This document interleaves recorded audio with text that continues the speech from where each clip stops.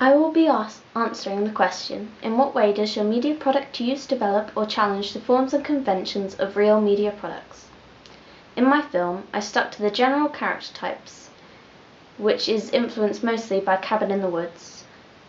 I took this influence of the gang of misfit teenagers, with the main antagonist as a tall white male and the final girl in my film who's a well-behaved and innocent young lady.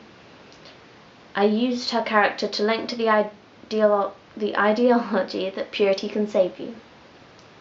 However, in my film, I didn't include any parent or authoritative character to show how out of control the situation is, and that there is no warning as to the events that will take place, as they are unexpected for both parties, the antagonists and the protagonists.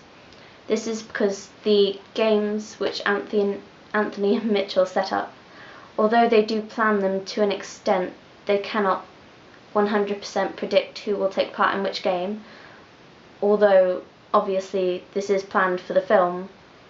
In the character's point of view, if it was real, they wouldn't have been able to predict this, and the audience won't know who will take part in which game, although we do not get to that point in the 2-minute opening.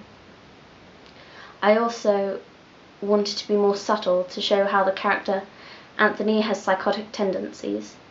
For example, his lack of empathy and his only having relationships for his own benefit. For example, his abusive relationship with Mitchell, how he uses him for whatever he wants to get done without actually having to do the activities himself. For example, setting up for the evening. He does want to do the games, however he doesn't have the effort to do it himself, which is why he forces Mitchell to, as seen by when he slaps Mitchell. Although he won't do it, the cleaning and sorting himself, he's happy to abuse Mitchell for doing it not how Anthony as a character would specify as right. Also, I wanted to show him as quite educated, to show how he is still functioning normally, even though he is quite a not really normal character as a person. I showed how he is educated by the whole shirt and tie, making him look quite middle class, well dressed, even though it isn't a particularly formal event. Also, his lack of remorse by the abuse of Mitchell, and the fact he's willing to make others kill each other for his own pleasure. Okay. My product uses the typical narrative of a slasher or psychological horror, as the antagonist is preying on a particular social group, which in my film is young adults or teenagers. On the socio-economic scale would be classed as C2, D or E. They are all similar age and lifestyle, which will appeal to my general demographic target audience. The characters in the group are 2 male and 3 female protagonists, with the 2 male antagonists. Although it is a very male-heavy cast, as mentioned in other questions later on, I have counterbalanced this male character heaviness by all of the female characters being very individual and different stereotypes, so they have more depth to them as characters compared to the 2 male protagonists who are roughly similar gender stereotype roles. Also, I have challenged the norm of the quite, you could say, racial issue of the token black guy, which is also quite common in horrors, typically slashers or comedy horrors. Instead, the first one to die would have been Anastasia if it had got to that point in the film. I wanted to go against this norm because it is more unexpected, and the first one to die is usually the most well-remembered person to die, because it's the first shock horror to the audience that there is a real danger in the film.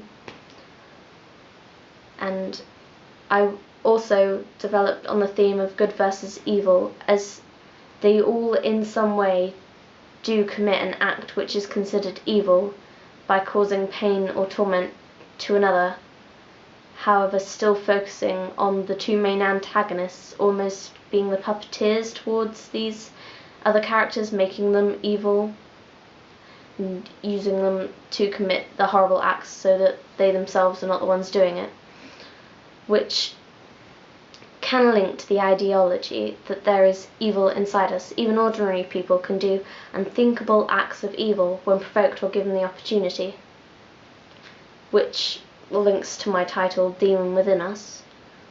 Although that was not originally going to be the title of my film, that was originally the production company. However, after typing it, I thought that would link well to this ideology that everyone can do horrible things if they're presented with the chance. Mise-en-scène wise, I used the general conventions of an isolated, bare, large space, dark and dirty areas with awkwardly bright or confusingly dark lighting. However, at the beginning, it is very plain and bright and clean, to almost contrast this convention, to slowly transition the theme, also showing how this situation could have been avoided had the characters been more cautious. For example, noticing the unusual setting, or the fact that it wasn't at his home and there was a white sheet in the background instead of furniture and somewhere nice to interact with your friends. I used conventions of unusual angles that are often seen in most commonly psychological horrors, such as an extreme high angle over the shoulder shots of Mitchell, and when looking up at Anthony when he slaps Mitchell.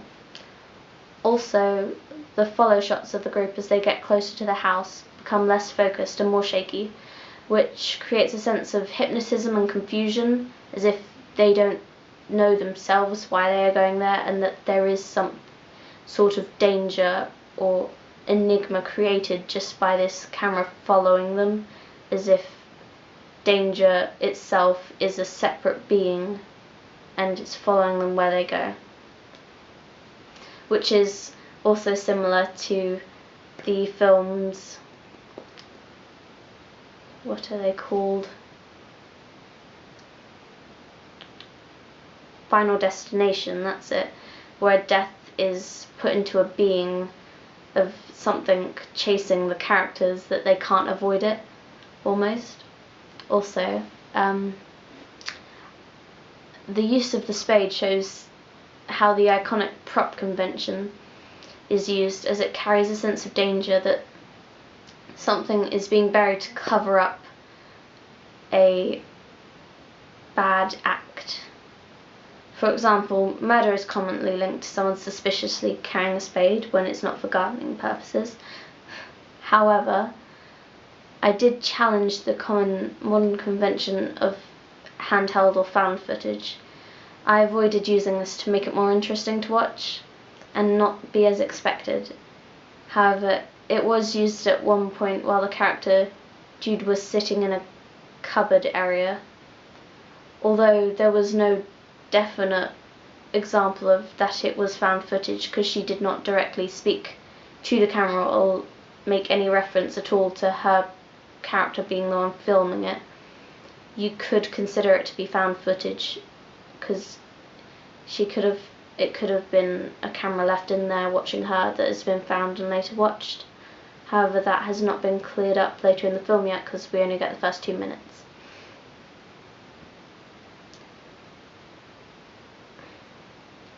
There are a lot of extreme close-ups on Jude at the beginning to foreshadow her importance to the plot at the beginning, to subliminally put her into the viewer's mind by only having small snapshots of her. Also, I have got drifting extreme close-ups on Mitchell and Anthony to show their expressions and create a sense of mystery and an unknown, showing that we don't know their true intentions because we cannot see past what they show on their face, what we see in their eyes. They are hiding something from us.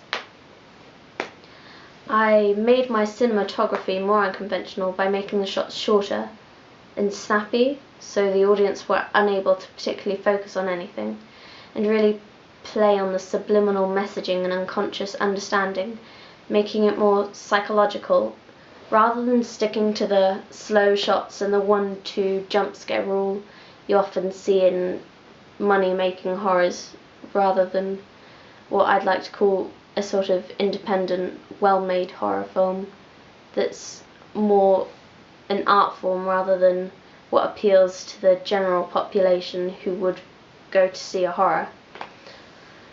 However, I did quite conform to the usual music styles for horror at the beginning, with a slow, eerie, low-pitched music, with uncomfortable string interludes that almost make a scratching feeling in the ears, as I think it is effective in creating an overall mood for the film, quite tense and uncomfortable and very suspicious. However, I would keep this throughout the film, but maybe as the mayhem unfolds, adding an uncomfortably cheery song over the top to show the psychopathic tendencies of Anthony, as the audience could hear what he is thinking in a way. Such joyful music that is so upbeat and nice to listen to is what's going on in his head during quite a horrific event, which is very uncomfortable for the audience to hear. However, this is becoming more common in horrors such as Insidious, I believe, and although it wasn't non-diegetic music in quite a not very modern film now, but The Clockwork Orange, during a really horrific scene when the characters unplanned but sang Singing in the Rain, which is quite a popular musical theatre song in general, really contrasted the ideas, which is mostly where I at least got my inspiration from, and I believe it's very effective for psychological horrors in particular. Thank you for listening.